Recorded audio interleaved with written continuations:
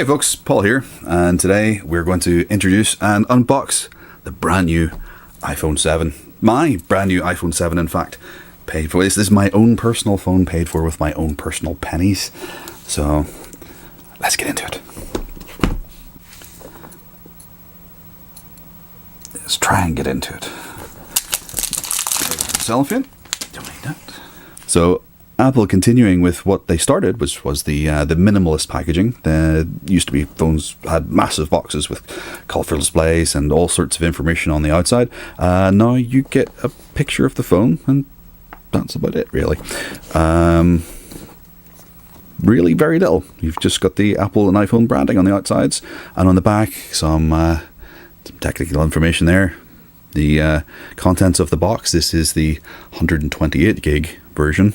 Was tempted by the 256, but decided against it. Don't really need it just yet, so some more information on there, and that's pretty much it. So, correct way to unbox an iPhone: hold it by the top and let it slip out. Don't want to replicate the unfortunate individual who queued up for a couple of days when I think it was maybe the 6 for the unlaunching, and when he got outside, the camera crew said, well, let's see it. He took the two halves, pulled them apart, and sent the phones, launched into space. I think he didn't damage it, but who knows.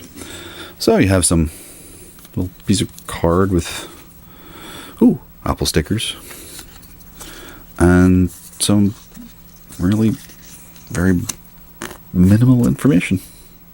Okay. We have the SIM removal tool. That'll come in handy. We'll set that to that side. And 2 Apple stickers, which I'm pretty sure no one ever uses. And the phone itself. It's very thin. Wafer thin. See, there we go. The much touted removal of the headphone jack. Apple said that they did that in an effort to free up some space for additional technology. They're claiming that the 3.5mm jack is 100 years old, and really it's kind of time to move on. They've added a second speaker, so you can have stereo. That's something that I would be useful for, or I find useful. But they're also saying that it makes the phone, I think they said 0.4mm thinner. Really, I think you get to a point where the phone is too... If you have big Shrek hands like mine, thin phones are kind of they're a liability. The first thing I do, as soon as I get a new phone, is I put it in a great big case like this. This is the OtterBox Commuter, which is a fantastic phone, or fantastic phone cover. I really wish they would bring one out for the 7, but it doesn't look like they're going to do so. But look how thick that is. You can see. And this just feels so much better in the hand. You actually can grip it properly. This, I always feel very, very vulnerable, like you're going to drop it. I didn't go. I went for the matte black here. So this is a sort of an anodized type of finishing.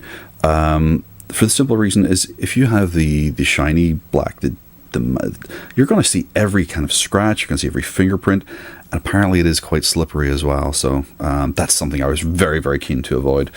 Let's see, we have the standard silent mode button on the side, the plus and minus volume, you've got your SIM tray and your power button. Really not an awful lot has changed on the outside. At the top end, you've got, that's a raised camera. And it's another good reason to have a case, because if you can see just how raised that is, if you set that down flat on a surface, you're laying it right on the camera. That's not ideal. On the bottom here, as we've pointed out, you have your lightning power socket for your power and accessories. Now you have your dual speakers, so we're not getting stereo. I was quite interested to see this. Oh, that's strange. That's the home not button, as it is. Interesting to see how that's going to work. It's going to use a haptic feedback, so it's going to feel like it's a button, even though it's not. Not sure about that. Well, let's try it anyway. Is there any power in it? No. We're gonna have to juice this up. Let's take a look at the inside of the box. We have the standard Apple power adapter. The new headphones. I've never actually used the headphones that come with Apple products. Never. But there you go. There's the little adapter.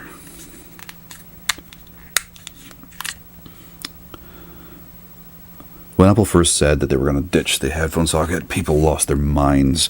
Like, this is going to be the end of everything. We're going to have to go back to proprietary headphones like the days of the old Sony Ericsson phones.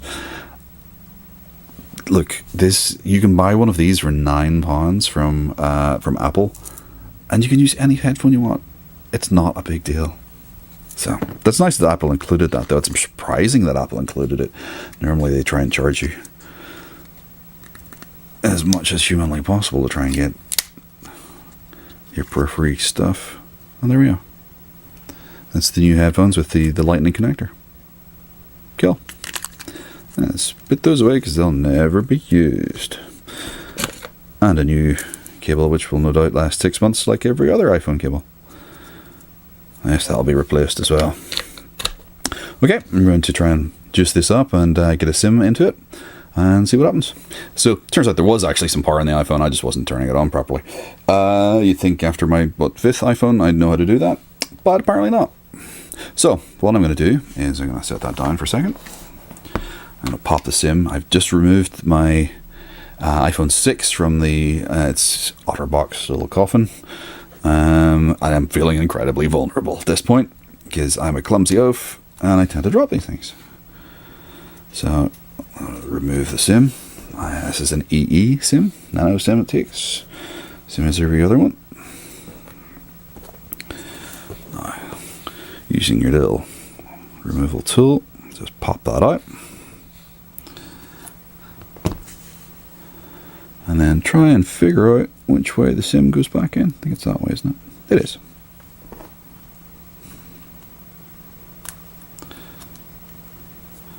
Right. Ooh. Oh, that's strange. You press this and it kind of clicks, but you know it's not a real button, and now it's playing with my mind. Okay, so let's turn the power on and press it again. Oh, that's going to take some getting used to. When you press the button, it kind of feels like you're clicking a button, but there's no actual movement. You just get a little kind of feedback that says you've done something. And yeah, oh, my head's blown. Okay, anyway, moving on before I get completely sidetracked by that piece of wizardry. So, United Kingdom, setting language, hopefully English. Choose Wi-Fi. Okay. Let's connect to my... Which one will I connect to? 5 gigs. 5 gigs. Why not? Gareth says 5. We're going to enter the passwords off screen. Join. Hey. Now, it has to be said that if you're coming from an iPhone to an iPhone, you bypass this completely. Okay. The first thing I will do as soon as I get home, reset this back to factory. I'll plug in my previous iPhone. I'll back that up to iTunes. I'll plug this iPhone in, hit restore, and it's basically like cloning, like photocopying this phone onto this handset.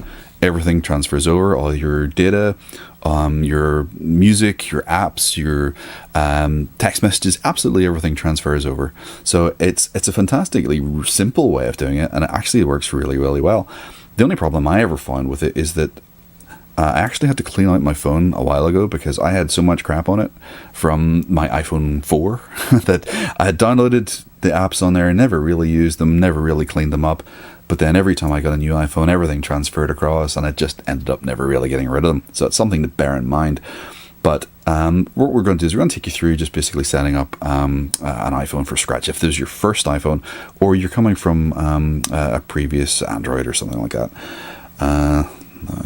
you can It's asking for location services. That's for GPS, and some of the apps require location services, so we'll enable location services. Touch ID. You can set this up later, or let's do it now. And what this is asking for is the fingerprint scanner in the bottom. Now, if I can do this without whacking the camera, that would be pretty handy. So I'm going to turn the phone this way a little bit. And you just basically keep placing your thumb, moving it ever so slightly each time. And it's basically just taking an image of your thumb. And then you adjust your grip so as that, let's continue.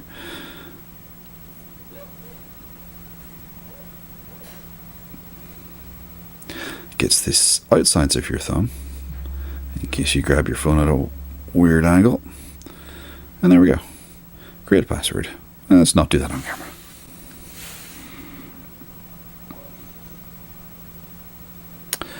Now, it's asking here, set up as a new iPhone. We can do that. Oh, move data from Android. That's new. I haven't seen that one before.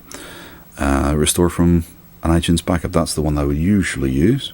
What I'm going to do here is, rather than setting up this as a new phone with my personal details and so on, I'll just pretend I don't have one, and I'll set it up later in settings.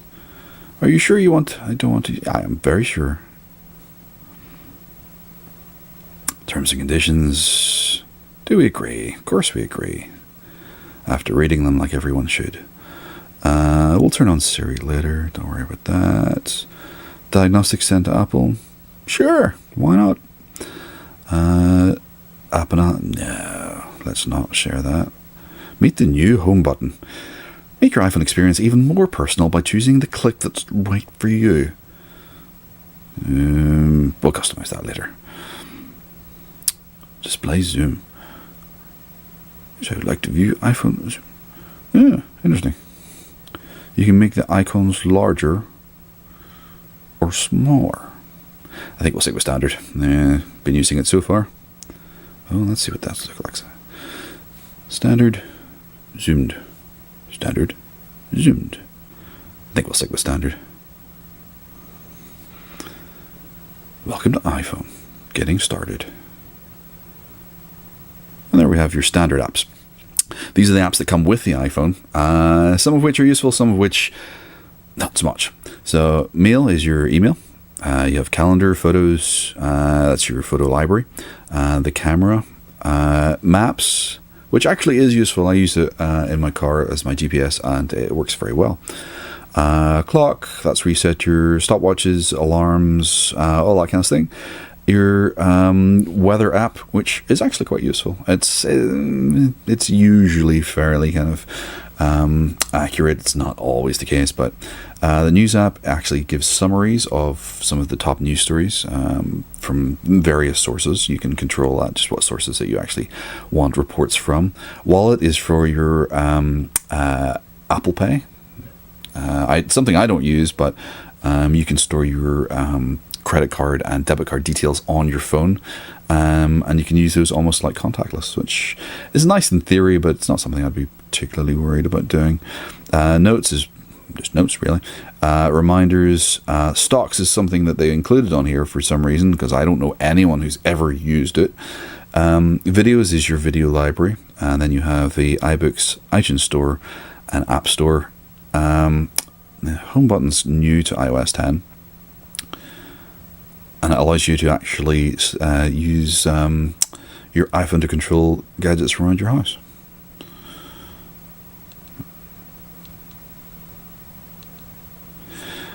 The health, and then your settings. So this is absolutely nothing new to anyone who's ever had an iPhone before.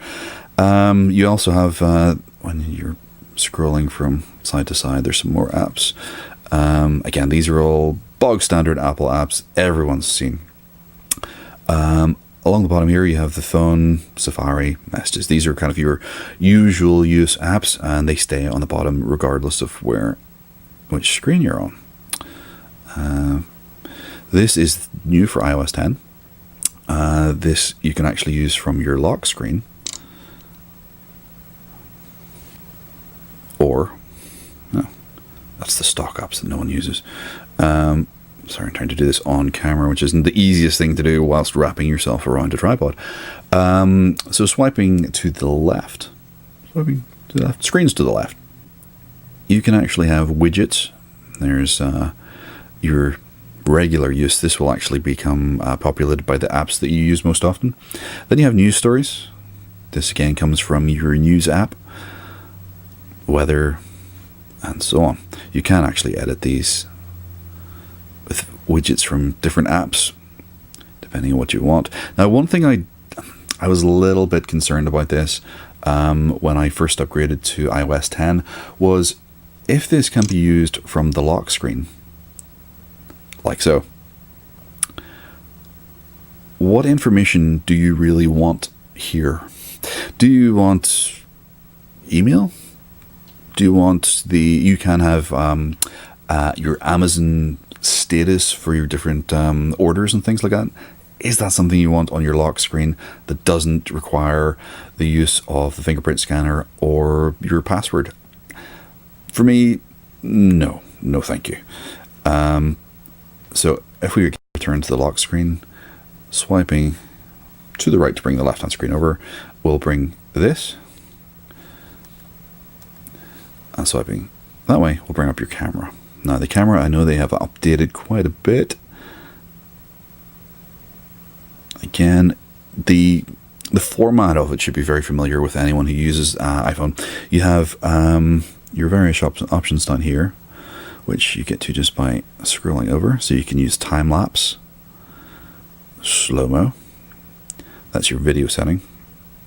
Then you have photo. You have photo, square, and panoramic. That's your 3 different versions of your photograph. And up here we have that's your flash, the HDR function, which generally we just leave alone. Live, don't know what that means. Live on, live off. Let's leave it on.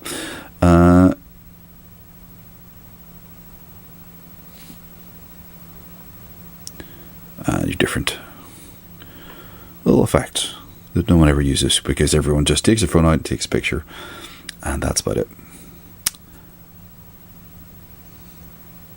Yeah. So I wonder if it's the same. Yep. If you tap the bottom volume button here, it takes a picture, or you can tap and I'll take a picture as well.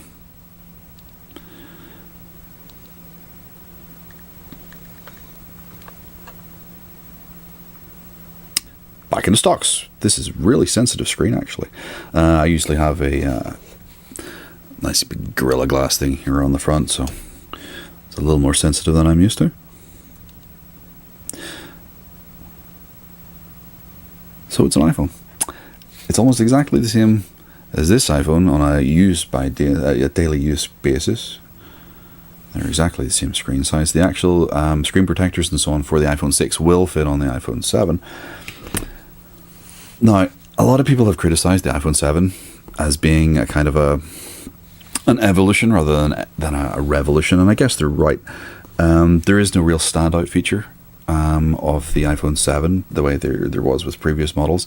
There's no kind of big kind of wow thing that you're going to get. Basically what they've done is they've taken the phone and they've kind of tweaked everything in it, so they've made everything just a little bit better. They've refined anything, the camera, the memory, the processor's faster, so they've just taken it and they've made everything a little bit better. Have they played it safe? Yeah, they probably did. With this little kind of audio setup, is that a bold move? Yeah, maybe it's a bold move, but at the same time, I think it was inevitable, and I think you probably will see more people follow suit with it if it takes off. The fact that they've made this available in the box and they've made it available at a reasonable price means that really it doesn't make a heck of a difference to most people. You get your headphones bundled in with it, so it's all good. I think that there was a lot of rumors. I mean, once Apple announced that they're going to produce a new iPhone, the rumors go wild that it's going to have absolutely everything. It's going to transform into a giant robot. It's going to do everything under the sun. I think that yeah, I know that Apple have patented some new technology based around this screen. I think you're going to see some big changes. Whether it actually happens for the iPhone 7, I think it's probably more likely to be the 8. I think it's going to have a fairly revolutionary new screen, and they are talking about patenting wireless charging. At the minute, this is just using the standard lightning connector and wall socket, but I think you will see that in the next one.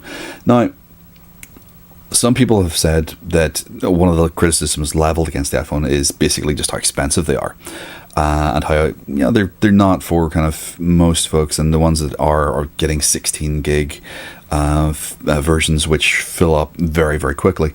Yes, that is absolutely true. I always go for the maximum capacity that I can. This is the first time that I've gone for one less, but realistically, I cleared out a lot of the nonsense on this, and I've got it down to about 50 gigs or so of data that's still on there. So I have acres of space on this. That shouldn't be a problem. And then maybe next time, if I need to increase it, well, that's for next time. Now, when I was talking to Gareth, and Gareth suggested that perhaps that people might be interested to find out just exactly how I go about getting my iPhone, because I don't really pay for it. Yes, that's exactly what I said. I don't really pay for it. What I do is I'm on a 24-month contract, which a lot of people are. I'm very much an end user. I'm a consumer. I'm not an expert, not a tech expert. So I like Apple. Apple are simple. These do the business. So what I do is every 2 years. So I'm with the numbered model rather than the S models. But what I do is I go into Carphone Warehouse, or any of these. I happen to come from Carphone Warehouse this time. I like to go into shop because generally, if you get chatting with the guy behind the counter, you can usually blag a few extras for free or heavily discounted. So I'm staying with my exact same contract with my exact same supplier. It's EE this time. And what I do is I manage to keep my monthly contract the same. Obviously, there's always a balancing point between your monthly contract and the upfront cost of the handset. But, I use a fair bit of data, so my contract would be, middle of the road, but, it's about £45 really, which might seem like a lot, but I get 10 gigs worth of data and unlimited calls and texts. But interestingly, at that price point, the cost of this upfront is almost exactly the cost of this in trade-in. So Carphone Warehouse at the minute are guaranteeing at least £200 for an iPhone 6 up until the 30th of September. CEX and those sorts of places are pretty much giving you the same thing. So you can take your old phone into CEX or take it into Carphone Warehouse and trade it in, and this will pay for that. And your monthly bill doesn't increase. That's how I do it. It works for me. So every 2 years I get a new phone, and really I'm not out of pocket anything. I hope this has been useful for you. Please like and subscribe if you like what you see. Thanks for watching.